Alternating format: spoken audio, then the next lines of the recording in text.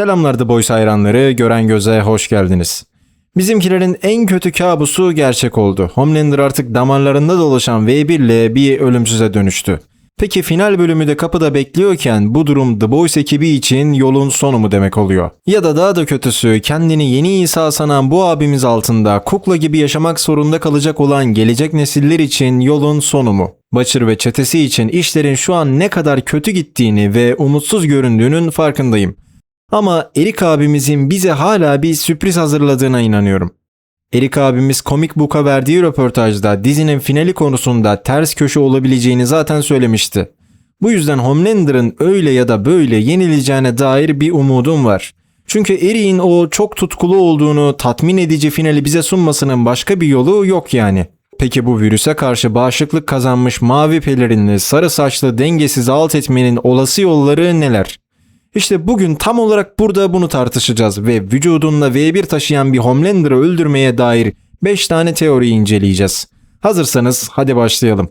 Evet, Soldier Boy'un duygularının beklenmedik bir yöne evrildiğini gördük. Zaten bunu Sage bile öngörememişti. Hatta Homelander ona V1'i teklif ettiğinde adam kendi gözlerine bile inanamamıştı.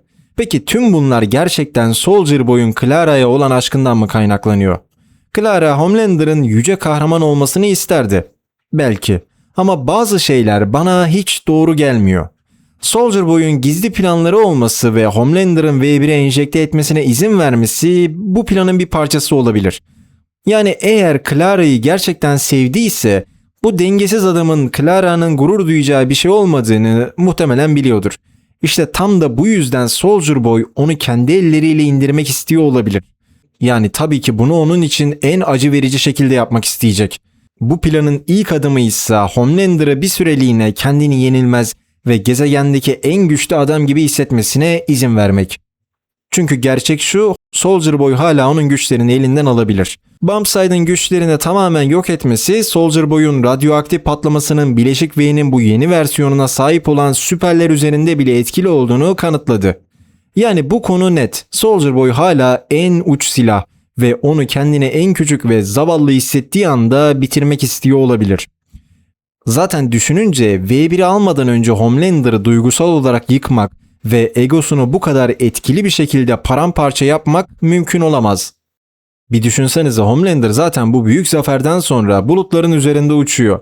Artık hiçbir şeyin kendine zarar veremeyeceğini düşünüyor. Bence tam olarak Soldier Boy da bunu istemiş olabilir. Doğru an geldiğinde onun güçlerini alıp işini bitirecek olan kişi yine babası olabilir.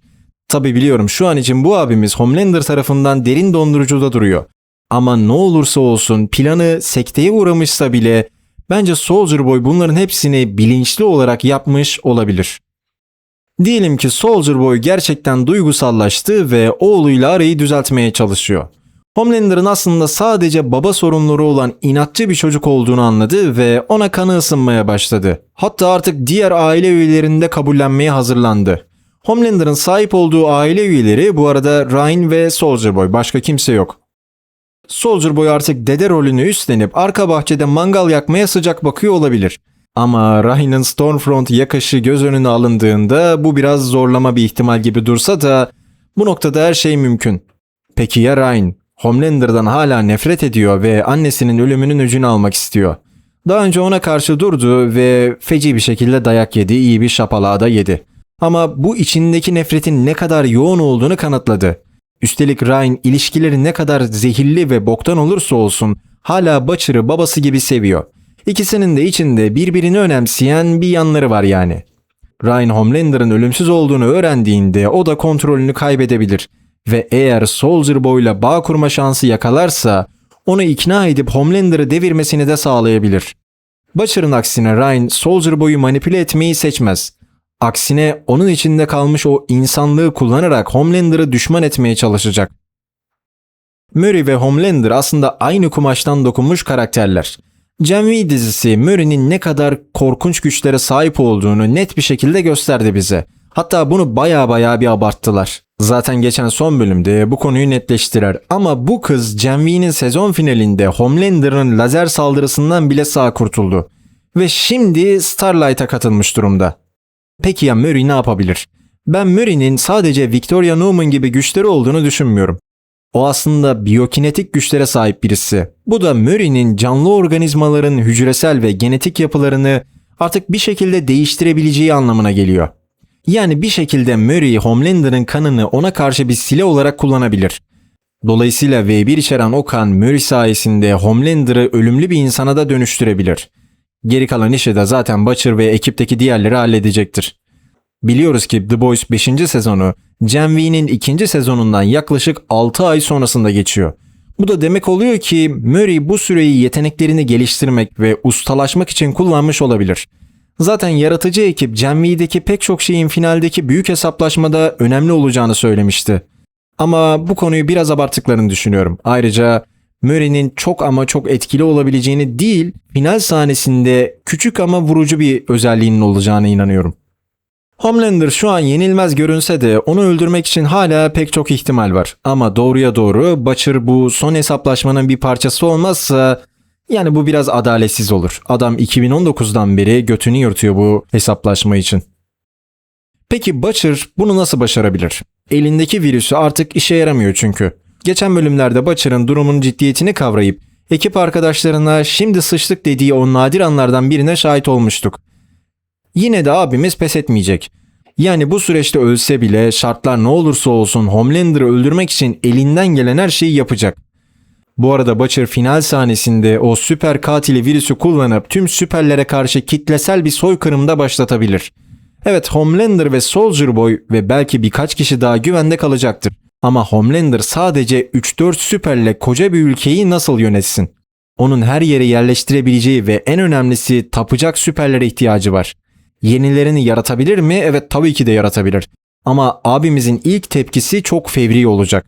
Eğer Butcher ekibin isteklerine karşı gelip bu soykırıma başvurursa Homelander süper kahraman müttefiklerini kaybedecek ve ülke bir süreliğine de olsa kontrolden çıkacak. Şimdi bir hatırlayalım. Eric abimiz zaten şunu söylemişti. Asıl konu Butcher ve Homelander arasındaki bu son savaşla ilgili. Eninde sonunda birbirleriyle kapışacak olmaları kaçınılmaz. Bunu izleyiciye vermezsem sanırım herkesi çok kızdırırım. Şimdi görünüşe bakılırsa öyle ya da böyle bir Butcher-Homelander kapışması göreceğiz. Ayrıca Butcher'ın tüm ülkeyi nükleerlerle vurup Homelander'ı uzaya kaçmaya zorlayacağı da söylenen teoriler arasında. Ama bu teoriye yakın bakıyor musun dersen hayır, bakmıyorum. Sage'in The Boys ekibine katılacağına dair hep bir söylenti vardı ve bu geçtiğimiz bölümlerde gerçekleşti. Ablamız onları Bombside'a götürdü ve Soldier Boy ile arasındaki kavgayı da kendisi kurguladı. Ancak ablamız Soldier Boy'un fikir değiştireceğini öngörememiş. Onun bu kadar büyük bir hata yapacağını kabul etmek biraz zor ya, ben hala kabullenemiyorum. Eğer V1'i bizimkileri teslim etmek isteseydi Soldier Boy'a anlaştık o zaman diye mesaj atmazdı.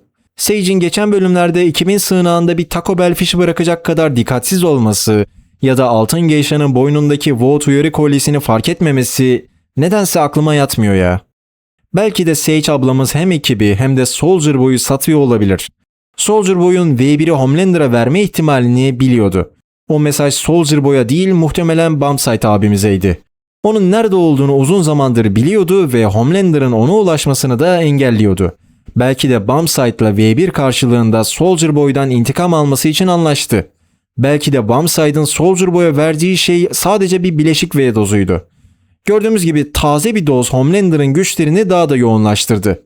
Bu durumda Sage'in planı ne?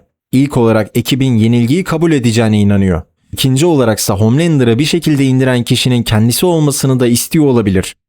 Ablamız Homelander'ı bile şaşırtacak şekilde V1'i kopyalayamamış olabilir.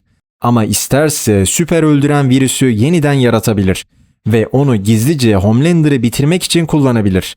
Ya da planı gerçekten geri teptiyse bile Sage, Dr. Wood'dan çok daha zeki olduğu için Homelander'ın kanındaki V1 etkisini etkisiz hale getirecek ve onu öldürecek anahtar kişi de olabilir.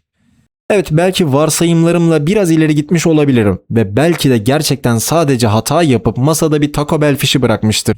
Ama şu noktada elimizdeki her ipucuna tutunmaya çalışıyoruz. The Boys finali hayal ettiğimizden ya çok daha iyi olacak ya da çok boktan bir şey ortaya çıkacak, bilmiyorum.